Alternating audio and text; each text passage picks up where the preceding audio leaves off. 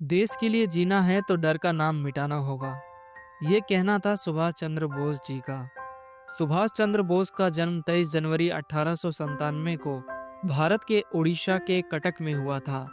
वे एक संपन्न बंगाली परिवार से थे। उनके पिताजी जानकीनाथ बोस एक जाने माने वकील थे। शिक्षा के लिए उन्होंने कोलकाता के प्रतिष्ठित कॉलेजों में पढ़ाई की। पहले प्रेसिडेंसी कॉलेज से, जहां 1916 में स्वतंत्रता आंदोलन के कारण उन्हें निष्कासित किया गया, और फिर 1919 में स्कॉटिश चर्च कॉलेज से स्नातक की डिग्री प्राप्त की। इसके बाद उनके माता पिता ने उन्हें इंग्लैंड के कैम्ब्रिज विश्वविद्यालय भेजा, जहां उन्होंने भारतीय सिविल सेवा की तैयारी की और वर्ष 1920 में आईसीएस परीक्षा पास की। लेकिन ब्रिटिश राज में हो रहे राष्ट्रीय आंदोलन को देखकर अगले वर्ष ही उन्होंने कैंडिडेचर वापस ले लिया और भारत लौटकर स्वतंत्रता संग्राम से जुड़ गए। युवा सुभाष को राजनीतिक में रुचि बचपन से ही थी। वे गांधी जी के नेतृत्व में चल रहे अवज्ञा आंदोलन से प्रभावित हुए और 1921 में कांग्रेस की अधीनता में सक्रिय हुए।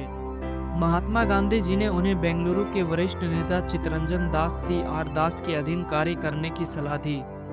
बोस ने बंगाल कांग्रेस के युवा कैंपों की शिक्षा प्रणाली और पत्रकारिता में सहभाग लिया तथा दिसंबर 1921 में कार्यकर्ताओं की कमान संभाली। इसी दौरान क्रांतिकारी गतिविधियों के संदेह में उन्हें कोलकाता की जेल भी हुई। 1924 में उन्हें चित्तरंजन दास के नेतृत्व में कोलकाता नगर निगम में प्रमुख कार्यपाल अधिकारी CEO नियुक्त किया गया, किंतु जल्द ही ब्रिटिश शासन ने उन्हें रहस्यमय क्रांतिकारी गुटों से संबंध के शक में बर्मा अब म्यांमार निर्वासित कर दिया। वर्ष 1927 में बोस जेल से रिहा हुए तो बंगाल कांग्रेस की अवस्था गिरावट की ओर थी। चित्तरंजन दास की मृत्यु के बाद बोस को बंगाल कांग्रेस का अध्यक्ष चुना गया और इसके कुछ महीनों में ही जवाहरलाल नेहरू के साथ कांग्रेस के 2 महासचिव बने।